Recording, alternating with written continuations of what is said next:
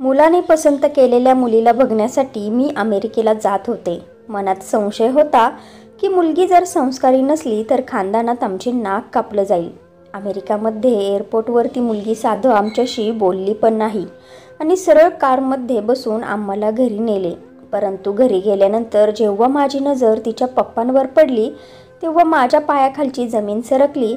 कारण तिचे पप्पा तर योगिता आणि सुरेशराव अमेरिकेच्या एअरपोर्टमधून जसे बाहेर निघाले तेव्हा त्यांचा मुलगा विक्रम त्यांच्याजवळ पळत आला आणि आपल्या आईवडिलांना मिठी मारली.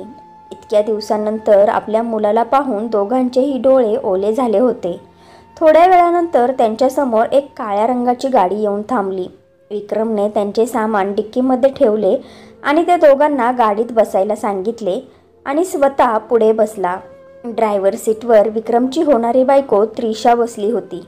तिने मागे बघून दोघांनाही नमस्कार केला. तेव्हा तिला पाहून योगिताला असे वाटले की जसे काय आकाशातून परी जमिनीवर आली आहे. इतकी सुंदर ती त्रिशा होती. योगिताने मनातल्या मनात आपल्या मुलाच्या पसंतीवर दाद दिली. जवळजवळ 1 तासानंतर गाडी एका अपार्टमेंट समोर थांबली. खाली उतरताच त्रिशा त्या दोघांच्याही पाया पडली. तेव्हा योगिता निश्चिंत झाली की मुलगी संस्कारी आहे. खूप प्रेमाने त्यांनी त्रिशाला मिठी मारली. विक्रमचा 3 खोल्यांचा फ्लॅट त्यांना चांगलाच वाटला. त्रिशा आणि विक्रमने दोघांचेही सामान उचलले आणि आत आणले. ते दोघेही फ्रेश झाले तेव्हा त्रिशाने त्यांना कॉफी बनवली. कॉफी पिताना योगिता त्रिशाला निरखून बघत होत्या. आणि मग दुपारचे जेवण केल्यानंतर योगिता आणि सुरेशराव झोपून गेले. अगं आई, उठ ना. तुमच्या उठण्याची वाट पाहून त्रिशा तिच्या घरी निघून गेली. उठण्याची इच्छा नसतानाही योगिताला उठायला लागले होते. आणि मग खूप प्रेमाने विक्रमच्या केसात हात फिरवत योगिता म्हणाल्या, अरे चिंता का करतोस?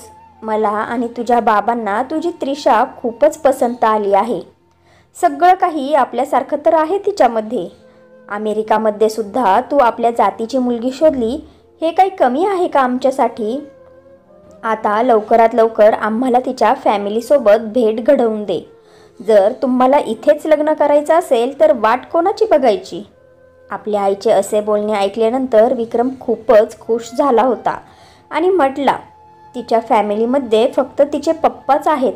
तिची आई तिच्या लहानपणीच देवाघरी गेली. मग तिच्या पप्पांनी दुसरे लग्न केले नाही. त्रिशाला तिच्या आजीने सांभाळले आहे. तिच्या पप्पांची इच्छा आहे की लग्नानंतर आम्ही दोघेही त्यांच्या घरी राहावे. पण मी त्यांना नकार दिला आहे. जो फ्लॅट मी नवीन घेतला आहे तो त्याच एरियामध्ये आहे. उद्या जाऊन आपण बघूयात. आपल्या मुलाचे वागणे असे बघून योगिता संतुष्ट होत होत्या. ते अमेरिकेला येण्याअगोदर विक्रमच्या पसंतीला घेऊन सगळ्यांनी त्यांना खूप भडकवले होते. परंतु विक्रम अगदी तसाच आहे. त्याच्यात काहीच बदल झाला नाही. आणि दुसऱ्यांचे चांगले बघून लोक फक्त जळतातच. आणि तसे पण विक्रम स्कूलपासून तर इंजिनिअरिंगपर्यंत टॉपर मुलगा होता. कायम त्याचा पहिला क्रमांक येत होता. पुढचे शिक्षण घेण्यासाठी अमेरिकेला येत होता तेव्हा लोक किती जळाले होते. लग्नानंतर त्रिशाला घेऊन जेव्हा भारतात जाईन तेव्हा तिचे सौंदर्य पाहून सगळ्यांनाच हेवा वाटेल असा विचार करताच योगिता हसल्या होत्या. आई, तू असा काय विचार करत आहे की त्यामुळे अशी हसत आहेस? विक्रमने विचारल्यानंतर योगिता वर्तमान काळात आल्या आणि म्हटल्या, अरे काहीच नाही. सगळं काही ठीक झालं तर दिव्य आणि जावई बाप्पूसुद्धा येतील. सगळी काही व्यवस्था मी करूनच आले आहे. विक्रमने फोनवरून त्रिशाला सांगितले होते की ती आईला खूप पसंत आली आहे. दुसऱ्या दिवशी सकाळीच त्रिशा घरी आली. तिला बघूनच योगिताने तिला प्रेमाने मिठी मारली. मग नंतर योगिता तिच्या घराबद्दल विचारपूस करू लागल्या. गप्पा मारता मारता त्रिशासुद्धा त्यांच्यात चांगलीच मिसळली होती. आणि मग त्यांना विचारले, मी सुद्धा विक्रमसारखं तुम्हाला आई बाबा बोलू शकते का? तेव्हा योगिताला खूप आनंद झाला होता आणि म्हटल्या, का नाही बाळा.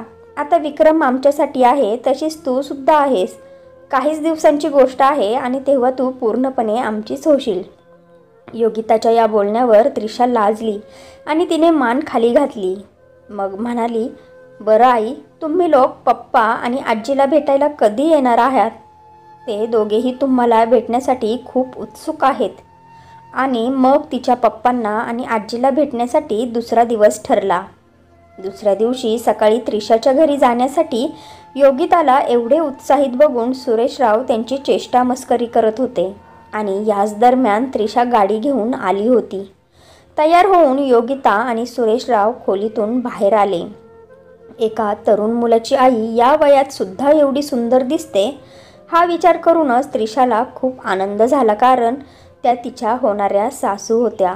रस्त्यात रोडच्या दोन्ही बाजूला प्राकृतिक सुंदरता बघून योगिता मंत्रमुग्ध झाल्या होत्या. खरंच अमेरिका पर्या आणि फुलांचा देश आहे असे म्हणतात ते खोटे नाही. 1 तासानंतर फुलांनी सजवलेल्या एका मोठ्या घराच्या समोर गाडी थांबली तेव्हा एक वयस्कर महिलेने स्मित हास्य करत त्यांचे स्वागत केले, जी त्रिशाची आजी होती. लिव्हिंग रूममध्ये त्रिशाचे पप्पा सुरेशराव जवळ बसले आणि जसे योगिताकडे वळाले तेव्हा खूपच चकित झाले. त्यांना नमस्कार करणारा हात आपोआप हवेतच राहिला आणि इकडे योगिताचे सुद्धा जोडलेले हात खाली पडले होते, ज्यांना सुरेशरावांशिवाय कोणीच पाहिले नव्हते. योगिताच्या चेहऱ्यावर स्तब्धता होती. सगळ्याच आनंदावर विरझण पडले होते. त्यांचा तो महिनाभर विक्रमच्या लग्नाला घेऊन चिवचिवाट चालला होता, त्याच्यावर एकदमच शांतीचे ग्रहण पडले होते. योगिता अस्वस्थ होऊन इकडे तिकडे बघत आपल्या हाताच्या मुठी चोळत होत्या. इकडे त्रिशाची आजी बोलत होती, परंतु योगिताच्या कानात काहीच जात नव्हते. सगळेच वातावरण गरम झाले होते, ज्याला थंड करण्यासाठी सुरेशराव पूर्ण प्रयत्न करत होते. जेवणाच्या वेळेस सुद्धा योगिताला अशा प्रकारे अस्वस्थ पाहून विक्रम आणि त्रिशा हैराण झाले होते की अचानक आईला काय झाले आहे. आणि शेवटी त्रिशाच्या आजीने योगिताला विचारलेच, योगिताताई काय झाले आहे? मी आणि त्रिशाचे पप्पा सुधाकर तुम्हाला पसंत नाही आलो का? आम्हाला बघूनच तुम्ही एवढ्या शांत झाल्या. बरं ते जाऊ द्या, तुम्हाला आमची त्रिशा तर पसंत आहे ना? हे ऐकताच योगिता शर्मिंदा तर झाल्या, परंतु खूपच नाराज झालेल्या स्वरात म्हटल्या, असे काहीच नाही. अचानकच डोकं दुखायला लागलं. परंतु विक्रमचे बाबा सुरेशराव लगेच म्हटले, काही पण बोला, पण अमेरिकेत जन्म घेऊन सुद्धा त्रिशावर खूप छान संस्कार झाले आहेत आणि याचे श्रेय फक्त तुम्हालाच जाते. त्रिशा आम्हा दोघांना पसंत आहे. कदाचित भारतात सुद्धा आम्ही विक्रमसाठी अशी मुलगी शोधू शकलो नसतो. हो ना योगिता? बरोबर म्हटलं ना मी? योगिताने सुरेशरावांचे बोलणे ऐकून न ऐकल्यासारखे केले. सुरेशरावांचे बोलणे ऐकून त्रिशाच्या वडिलांना थोडा आनंद झाला होता. ते म्हटले, तर मग तुम्हीच सांगा पुढचा कार्यक्रम कसा आणि कधी करायचा? उत्तर देताना योगिता म्हटल्या, तसे आम्ही तुम्हाला फोन करून सांगू. आता आम्हाला जायला हवे. विक्रम उठ आणि टॅक्सी बोलव. आपण जाता जाता दिव्याला भेटून जाऊ. आई बाबा आल्यामुळे तिला सुद्धा खूप आनंद झाला आहे आणि या सगळ्या गोष्टींसाठी त्रिशाला त्रास देणे ठीक नाहीये. तू टॅक्सी बोलव. योगिताच्या अशा प्रकारच्या बोलण्यामुळे सगळेच चकित झाले होते. त्रिशाचे वडील सुधाकरराव म्हणाले, यात त्रास देण्यासारखं काहीच नाही. सुरेशराव, तुमची जर परवानगी असेल तर 2 मिनिट मला तुमच्या पत्नीसोबत बोलायचे आहे. माझी त्रिशा जेव्हा फक्त 10 वर्षांची होती तेव्हा तिची आई हे जग सोडून गेली. मी माझ्या जीवनात काही चुकीची कामं केली होती आणि त्याचे प्रायचित्त घेण्यासाठी सगळ्यांनी आग्रह केला तरी मी दुसरे लग्न केले नाही. मी एकट्यानेच आई वडील दोघांचेही प्रेम संस्कार देऊन तिला सांभाळले आहे. जोपर्यंत योगिताजी पूर्णपणे या नात्याला परवानगी देत नाही तोपर्यंत मी सुद्धा समाधानाने या नात्याला कशी काय परवानगी देऊ शकतो? सुरेशरावांनी हसूनच त्यांना योगिताशी एकट्याने बोलण्याची परवानगी दिली आणि मग सुधाकरराव आणि योगिताला सोडून बाकी सगळे घराच्या बाहेर निघाले.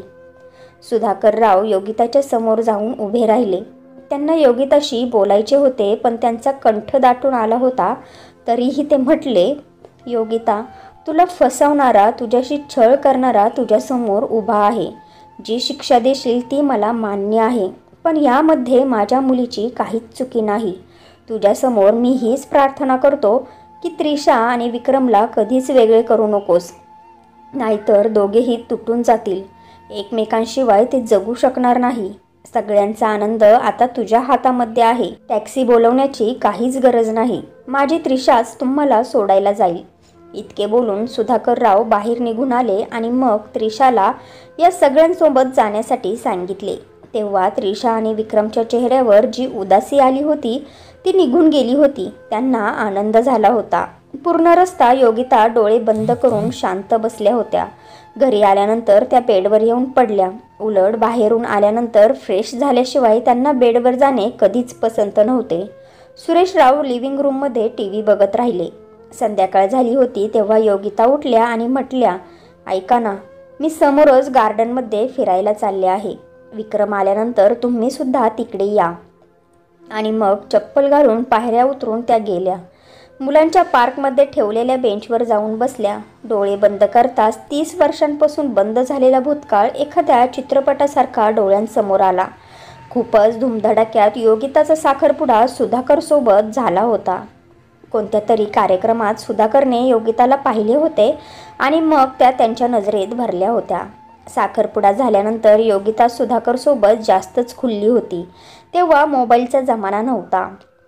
सगळे झोपल्यानंतर हळूच त्या फोनला घेऊन आपल्या खोलीत जात होत्या आणि मग सुरू होत होते प्रेम भरून ते बोलणे जे रात्रंदिवस चालत होते. 2 महिन्यानंतरच लग्नाचा मुहूर्त काढला होता. याच दरम्यान सुधाकरला कोणत्या तरी प्रोजेक्टच्या कामासाठी 6 महिन्यांसाठी न्यूयॉर्कला जायला लागले. लग्न नोव्हेंबरपर्यंत पुढे ढकलले. योगिता नाराज झाल्या होत्या, परंतु सुधाकर डोळ्यात उज्ज्वल भविष्याची स्वप्न घेऊन अमेरिकेला रवाना झाले. त्यानंतर योगिता MSCच्या परीक्षेच्या तयारीला लागल्या. पण त्यानंतर सुधाकर कधी भारतात परतलेच नाही. इकडे अमेरिकेत गेलेले सुधाकरराव गुजराती फॅमिलीमध्ये पेइंग गेस्ट बनून राहू लागले. त्यांना अमेरिका एवढी आवडली की तिकडून परत भारतात न येण्याचा निर्णय त्यांनी घेतला आणि कोणत्याही किमतीत अमेरिकेत राहण्याचा जुगाड ते शोधू लागले. एवढेच नाही तर आपल्या कंपनीची नोकरीसुद्धा त्यांनी सोडली. सगळ्यात सोपा उपाय हाच होता की इथल्या कोणत्या तरी नागरिकता प्राप्त मुलीशी लग्न करावे. मग सुधाकरने त्याच गुजराती फॅमिलीमधली एकुलती एक मुलीशी लग्न केले आणि सुधाकरच्या याच धोक्याने योगिता पूर्णपणे तुटून गेल्या होत्या. त्यांना लग्न या नावाचीच चीड येऊ लागली होती. मग काही महिन्यानंतर सुरेशरावांच्या घरून येणाऱ्या स्थळाला योगितांनी नकार दिला नाही. सगळं काही विसरून त्या सुरेशरावांची पत्नी झाल्या. वेळेबरोबर 2 मुलांची आईसुद्धा झाल्या. दोन्ही मुलांना चांगले संस्कार दिले आणि त्याचमुळे फक्त शिक्षणात नाही तर बाकीच्या व्यवहारात सुद्धा दोन्हीही मुलं हुशार निघाली. BTech केल्यानंतर मुलीचे लग्न एका चांगल्या घराण्यात करून दिले. मुलगी इथेच अमेरिकेत स्थायिक आहे. दोघेही मल्टीनॅशनल कंपनीमध्ये कार्यरत आहेत. मोठ्या आशेने योगिता मुलाच्या लग्नाचे स्वप्न डोळ्यात घेऊन इथे आल्या होत्या. टेनिस टुर्नामेंटमध्ये विक्रम आणि त्रिशा पार्टनर झाले आणि विजयी झाले आणि असेच एकमेकांना भेटत राहिले तेव्हा एकमेकांना ते पसंत करायला लागले. विक्रमने फेसबुकवर आई म्हणजे योगिताशी त्रिशासोबत ओळख करून दिली होती.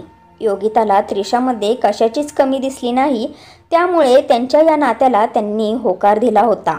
आत्तापर्यंतच्या जीवनात सगळे महत्त्वाचे निर्णय योगिताच घेत आल्या होत्या, त्यामुळे सुरेशरावांना काहीच अडचण नव्हती. योगिताचा आनंद त्यांच्यासाठी खूप मोठी गोष्ट होती. त्रिशाची आई नव्हती आणि तिला आजीने सांभाळले होते. ते इंडियामध्ये येऊ शकत नव्हते, त्यामुळे निर्णय हा झाला होता की जर सगळं काही ठीकठाक झाले असेल तर अमेरिकेतच लग्न करतील. या निर्णयामुळे त्यांची मुलगी आणि जावई बापू देखील दोघेही खुश होते. त्रिशाच्या घराण्याबद्दल त्यांनी जास्त चौकशी केली नव्हती आणि इथेच त्यांची खूप मोठी चुकी झाली. किती सुंदर सगळं काही चालले होते, पण या वळणावर नेमकं सुधाकर योगितासमोर आले आणि त्यामुळे घडून गेलेला भूतकाळ समोर आला आणि त्यांना विचलित केले. आपल्या मुलाला सुद्धा त्या सांगू शकत नव्हत्या की या धोकेबाज माणसाच्या मुलीसोबत लग्न करू नकोस.